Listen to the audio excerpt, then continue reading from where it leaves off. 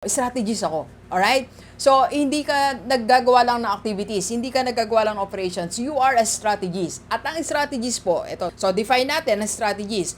Pag sinabing strategies ka po, you are positioning yourself to that position or to that place that you are going to win.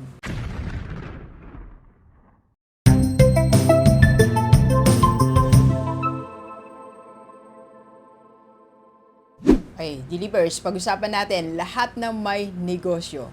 Maintain your business mystery. Yan. Doc, ano ba ang business mystery? Pag-usapan natin. Let's go. Let's go.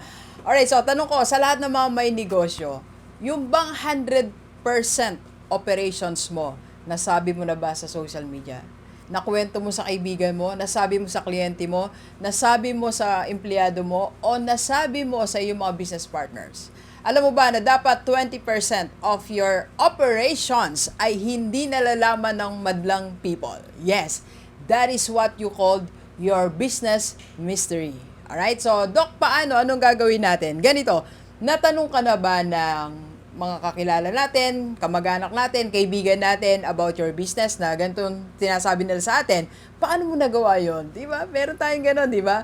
Paano lumakas ang sales mo? Paano mo napagsasabay yung TikTok? Paano mo napagsasabay ang Facebook sa YouTube? Paano dumadami ang views mo? Paano lumalawak ang yung mga customer? Di ba natanong na tayo? Alam niyo, maraming beses na rin po ako natanong niyan sa mga nakakausap pong tao. So, ang tanong nila commonly sa akin, Doc, paano maging rockstar? Doc, bakit ang bata mo pa rin? So, Doc, paano mo nagagawa na kapag gym ka pa, pero meron kang mga inaasikaso, lumalawak ang team mo, nagtatap pa tayo sa IMG Rockstar. Paano nangyayari na nakakapag-close kayo sa Kaiser? Kaiser po 2 months ago, ang namin, na-close namin policy is more than 70. So, ang question, laging paano natin ginagawa? Okay? Well, ganito po yan. So, nagsasabi ako, ang sagot ko ganito, nagsasabi ako ng mga general rules, pero yung mga specific rule natin, hindi natin sinasabi. Alam nyo kung ano yon? Yun ang strategy natin. At yun po ang sinasabi dito sa book, The Art of War. Meron ka dapat strategy na ikaw lang nakakaalam nun as business owner. Huwag lahat minamarites natin. Huwag lahat sinasabi natin. Huwag lahat kinukwento natin. Kaya alam nyo, pag kinausap nyo po ako, nag-inspire lang ako sa'yo, sabihin ko, opo, marami po kami ginagawa. Yun lang, di ba? So, I share some of the mga specific na ginagawa natin, mga 60%. Pero 40%, sa akin lang yun. Not even my leaders. Yung mga leaders ko, hindi rin po nila alam yan. Iba kong members, hindi rin nila alam. So, sa akin lang po yung mga business mystery. Okay? So, paano natin gagawin? Ganito po. You should be a strategist. So, yun yung dapat goal mo sa isipan mo. Strategist ako. Alright? So, hindi ka naggagawa lang ng activities, hindi ka naggagawa lang ng operations. You are a strategist. At ang strategist po, ito. So, define natin ang strategist.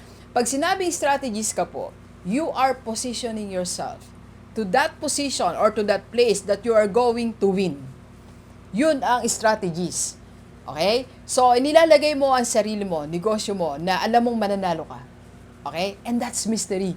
Hindi dapat malaman ng kalaban natin yun. Yung mga mystery natin. For example, ito po, you have to let the people know kung ano binibenta mo. Di ba? Alam naman nila kung ano binibenta mo. Alam mo, ito, nagbebenta ka ng alcohol, nagbebenta ka ng book, ng coffee, ng pen. Ayaw mo malaman nila. Pero how you sell it, that's your business mystery. Alright? So, let your people or let the people know also who are your clients. Alam mong, pabayaan mong malaman nila yung kliyente mo, OFW. Like kami, IMG Rockstar, no? OFW. O ikaw siguro, mga mayor or mga artista. So, ayaw mong malaman nila kung sino yung kliyente mo.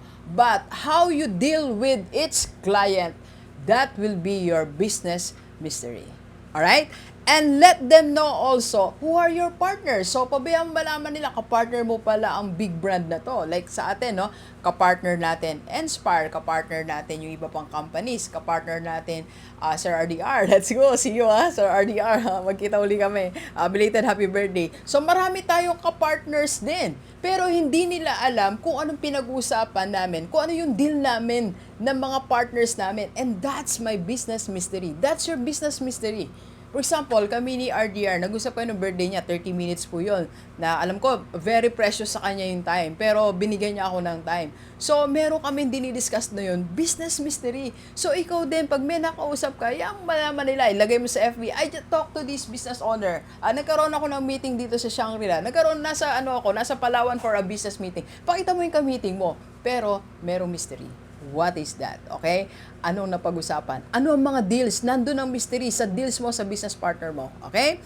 Alright? And let them also know what you do after work. So, bayaan mo, dalhin mo sila sa nag-golf ka, alright, nag-gym ka, nagpunta ka dito, nag-ano ka muna ng konti, nag-unwind. So, hayaan mo makita nila yon. But what you do specifically, that's your business mystery. Alright? Okay? So, that's how you work as a strategist. Alright? So, saan natin ginagawa ang mga business mystery natin do? Kaya, pag-usapan natin. Pero magkape muna tayo. Kape po tayo. And we are inviting you, no? We are doing business and life coaching sa lahat ng mga may negosyo. Pwede ko pong puntahan ang yung business. Or pwede tayo mag-online sa mga FW. So, kailan lang nag-coach tayo from Japan. So, pwede po tayo mag-online coaching. PM lang sa personal level ni Doc. And of course, we are inviting you to attend our free webinar, lalo sa mga business owner, para ma-manage natin mabuti ang yung cash flow and para magkaroon tayo ng investment. Okay? Let's go, let's go. Okay, so saan ba natin ginagawa mga business mystery? Yan. So, as a strategist, you have to craft them, okay? Inside your room. Yan. So, kaya malaga, meron kang 1 hour. Rule of 1 hour. Ikaw lang at yung pen at yung itong mga book natin. So, yan lang. Diyan mo ginagawa lahat ng mga business mystery na ikaw lang nakakalam. Okay? Let's go. Let's go. Kape po tayo. Thank you for watching. We are inviting you to attend our free webinar on how to invest sa mutual fund and Kaiser. PME sa personal FB ko po. Let's go, let's go!